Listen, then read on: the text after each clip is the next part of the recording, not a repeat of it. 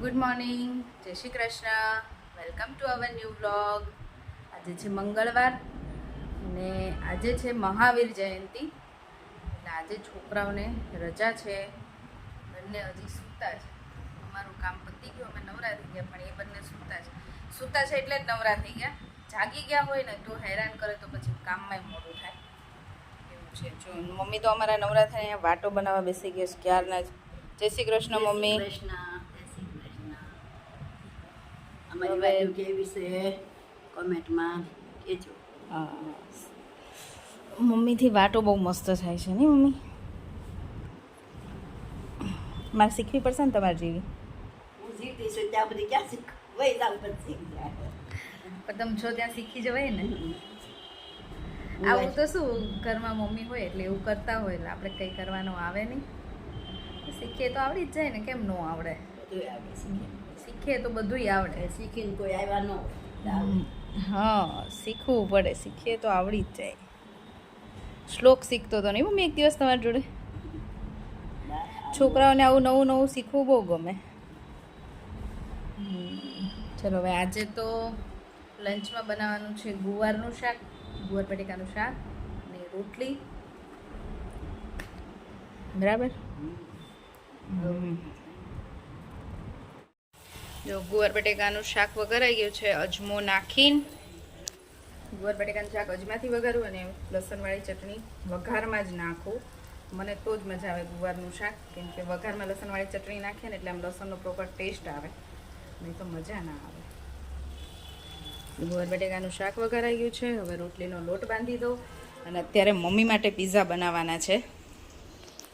કાલે મમ્મીએ નહોતા ખાતા એટલે અત્યારે મમ્મીને પિઝા અને ગાર્લિક બ્રેડ બનાવી દઈશ.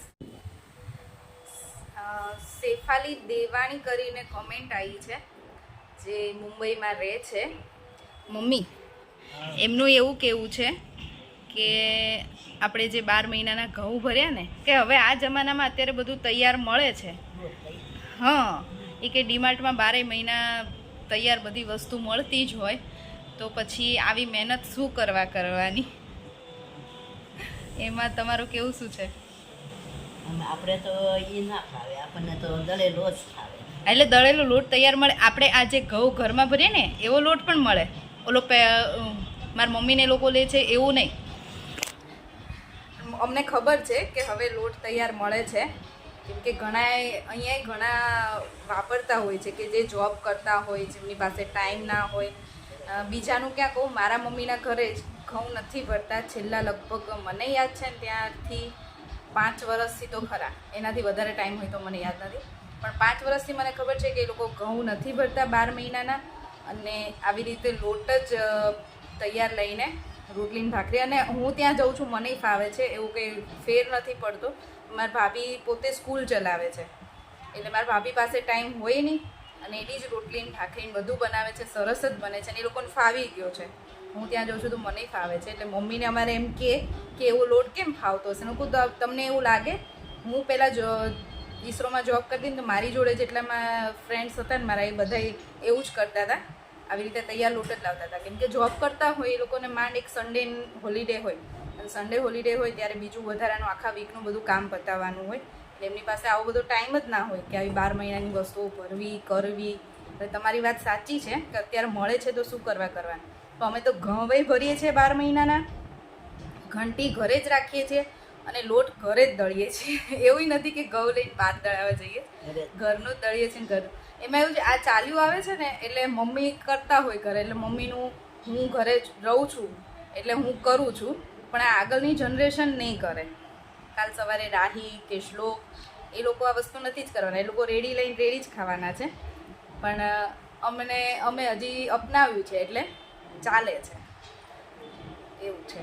બાકી તમારી વાત સાચી છે, મુંબઈમાં નહીં, અહીંયા પણ અમદાવાદમાં પણ ઘણા લોકો એવું કરે છે કે લોટ જેને ફાવતો હોય ને. અને ડીમાર્ટમાં મળે છે, અહીંયાય મળે છે. તમે કીધું છે, તમે પૂછ્યું છે કે ત્યાં નથી મળતું એમ, પણ અહીંયાય મળે છે.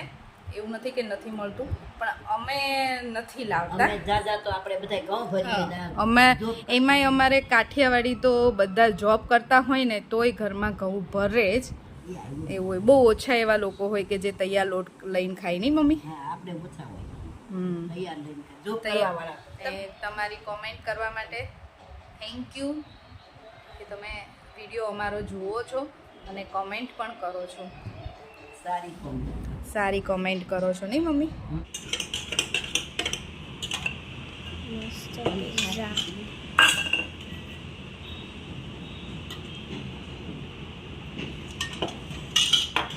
અત્યારે બા માટે બનાવે છે. બારે કાલ નહોતા ખાધા ને આટલું બધું વેજીટેબલ. બાને વેજીટેબલ વધારે ગમે એટલે ફૂલ વેજીટેબલ છે ને. અને એમાં થાય છે ગાર્લિક બ્રેડ. ઓકે. ચલો જો હવે લંચ કરીને આજે બપોરે અમારે ટાઈમ પાસમાં શું થાય છે એ ખબર છે? મેકઅપ થાય છે.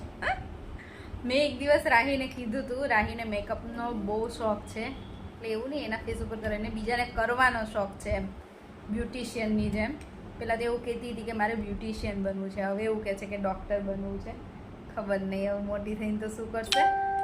પણ એક દિવસ મને કહેતી હતી કે મમ્મી હું તને મેકઅપ કરી દઈશ. એટલે મેં એને હા પાડી હતી ત્યારે, તો એને અત્યારે યાદ આવી ગઈ કે મમ્મી તે મને હા પાડી હતી, હવે તારે મને મેકઅપ કરવા દેવો પડશે.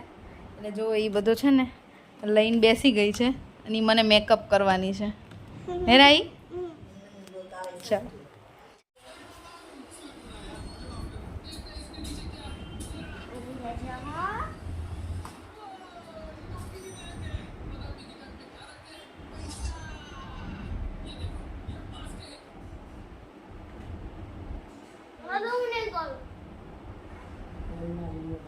જો તો આ બધા વિડિયો ચાલુ છે અને બોલે છે. તમે શું કરો બોલો છો? એનું તો સાયલેન્ટ કરી નાખી.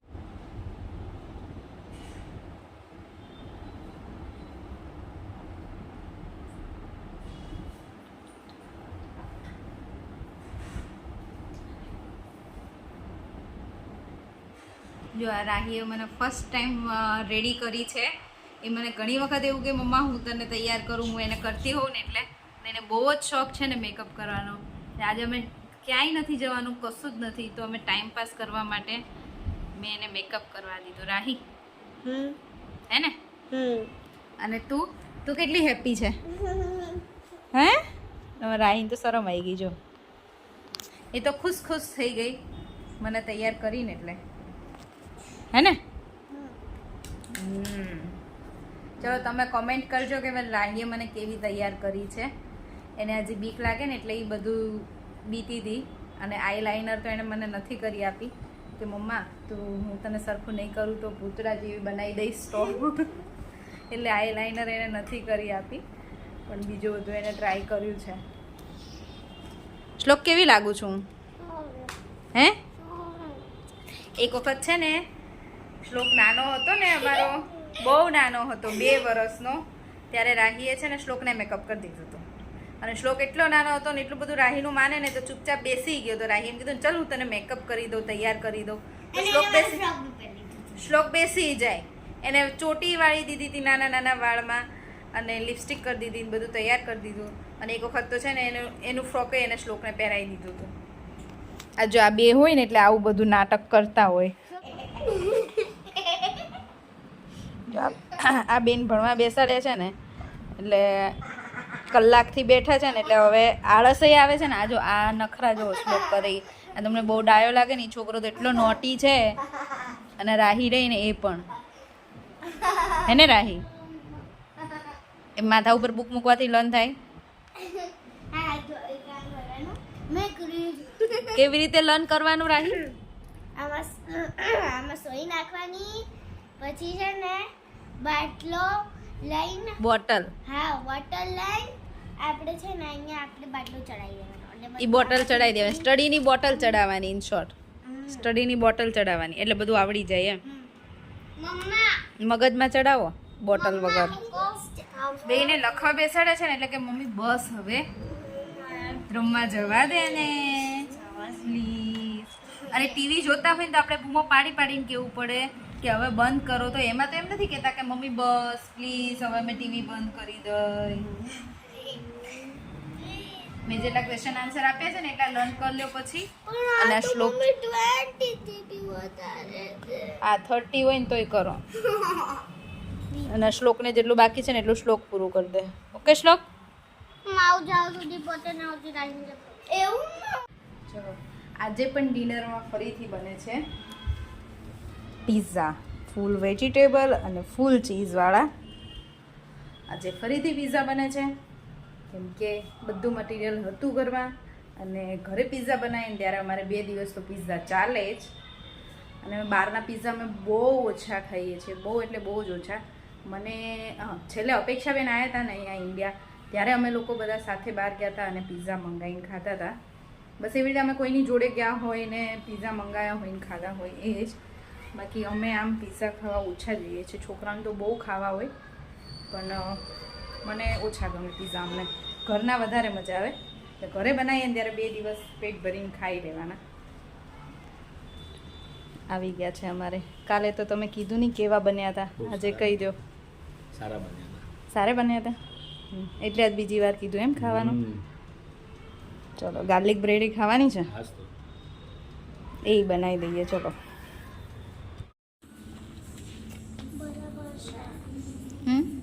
ઓકે છે સાઈઝ. હા. બીજા કોઈ જોવાના છે? બીજા કોઈ જોવાના છે?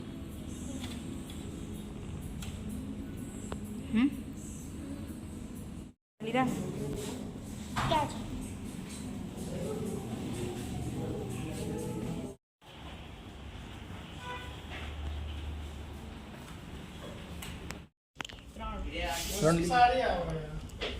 જો હવે શોપિંગ કરી લીધી છે અને આ કેટલી બેગ થઈ ઊભી રહે? 1 2 3 1 2 3. જો મસ્ત મસ્ત મૂન, મસ્ત મસ્ત મૂન. હે મેં મમ્મા મસ્ત મૂન છે ને? મસ્ત મૂન છે. મસ્ત. બસ હવે 1-2 દિવસમાં ફૂલ મૂન હશે ને? પરમ દિવસે 2 દિવસ પછી. 2 દિવસ પછી કેમ ફૂલ મૂન? આ ફૂલ તો છે. ફૂલ નથી હજી, આમાં 2 દિવસની વાર છે. પૂનમના દિવસે ફૂલ મૂન થઈ જાય.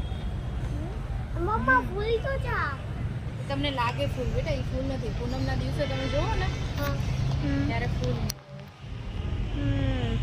પછી આખો ગાયબ થઈ કેવો દિવસ હોય? અમાસ. હા અમાસ. અમાસમાં આખો ગાયબ જ થઈ જાય, કાંઈ દેખાય નહીં. આખો ગાયબ, ખાલી રેડ રેડ સ્કાય દેખાય. ડેડી ક્યાં ગયા? ના બ્લેક બ્લેક ક્યાં? બ્લેક બ્લેક આવી ગયા. ચાલો હાલો. જો અમે બા માટે આવા શૂઝ લાયા છીએ. બા તમને ગમ્યા? મને બહુ જ ગમ્યા. પહેરવાથી કેવું લાગે? આ એકદમ હલકા છે ને? મસ્ત છો.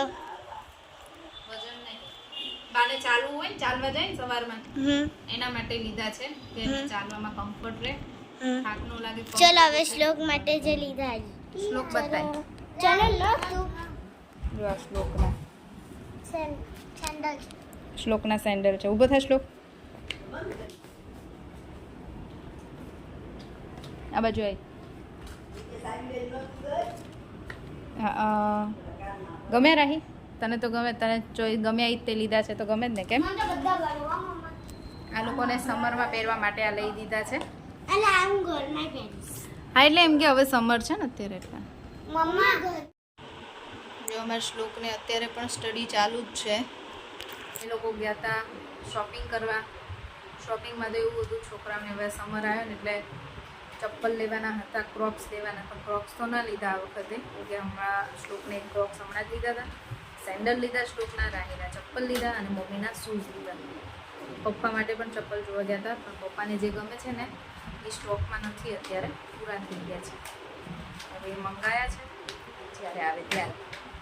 બરાબર છે. આમાં મેડમ જુઓ. ઓ મેડમ. ચલો આજનો વિડીયો અહીંયા જ પૂરો કરીશું.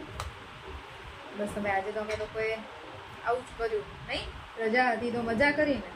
ચલો આજનો વિડીયો અહીંયા જ પૂરો કરીશું. ફરીથી મળીશું કાલ નવા વિડીયો સાથે. ત્યાં સુધી good night. Good night. Bye bye. જય શ્રી કૃષ્ણ. વિડીયો ગમ્યો હોય તો લાઈક, શેર એન્ડ સબસ્ક્રાઇબ.